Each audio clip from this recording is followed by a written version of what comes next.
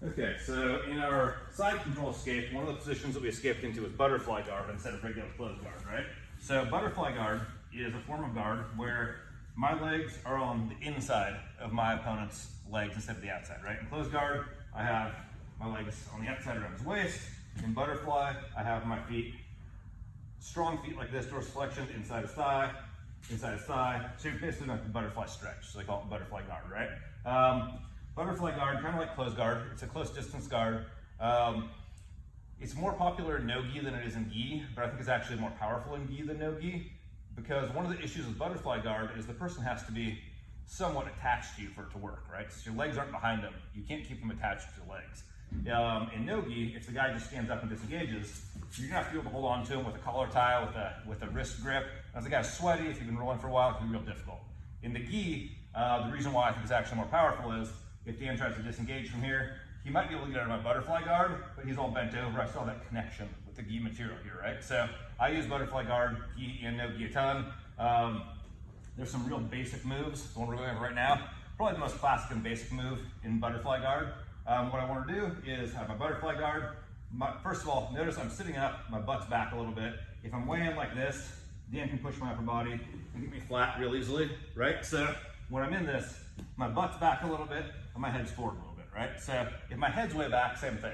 He can just push me, send me back, right? So there's an appropriate posture to your butterfly guard. Butt is not right here, it's back a little bit, and you're leaning towards him a little bit, kind of like you're standing up. From this position right here, the classic overhook sweep, super efficient. So what I'm gonna do is I'm either gonna fight for an over-under, right? Sort of like no-gi grips, over his arm, under his arm, or I can fight for a sleeve and a collar grip, right? So the more classic gi grips right here. Either way though, what I wanna do is I wanna trap this arm that either has a gi grip on or I have an overhook on, and then I want to get my weight into him a little bit, so I'm leaning forward, and then I'm gonna rock myself backwards into the direction of the trapped arm, right? So basically, I'm turning myself into a circle that he's connected to, and then we're gonna lean back, plant our legs, and kick him in the direction where nobody has any base. So from right here, I get my head attached to him, I get his arm attached to my body, and then I start to lean back in this direction and kick with this foot. Come up, boom, most of the time you're gonna land in mount on the guy right there. So, without Dan on top of me for a second here, just so you can see the footwork, I'm right here, so I have the arm trapped on the inside. As I lean back in this direction, I'm going to lean to this side, right?